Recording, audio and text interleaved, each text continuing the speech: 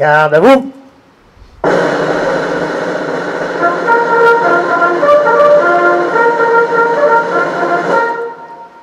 Au drapeau.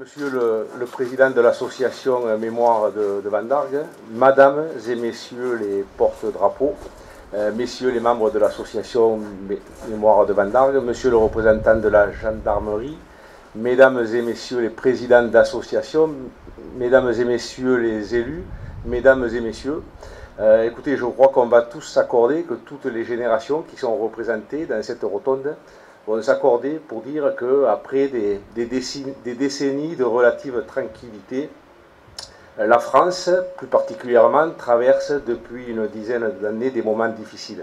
Des moments difficiles en lien avec le terrorisme, des moments difficiles avec des attentats qui se sont produits un petit peu de partout, qui ont causé la mort, le chaos et beaucoup d'interrogations. Et qui ont débouché également sur le fait que le président de la République, en 2020, décide de créer cette journée, cette manifestation en mémoire de respect, en mémoire des victimes du terrorisme.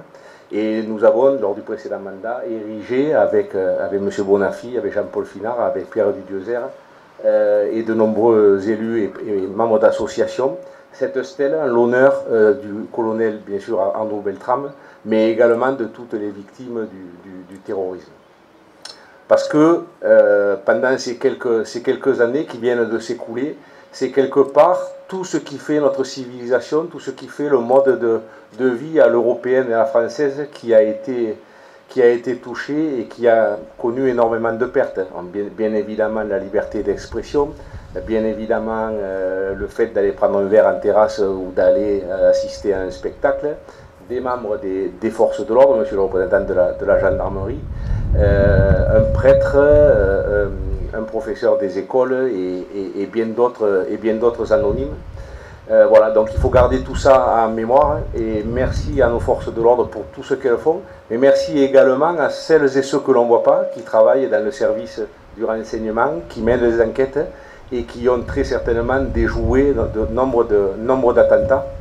Alors dans quelques semaines, dans quelques mois, on va organiser une façon de se souvenir pour nos amis pieds noirs du 60e anniversaire de la fin de la guerre d'Algérie. Et là aussi, quand on parle de terrorisme, je crois que ça leur parle.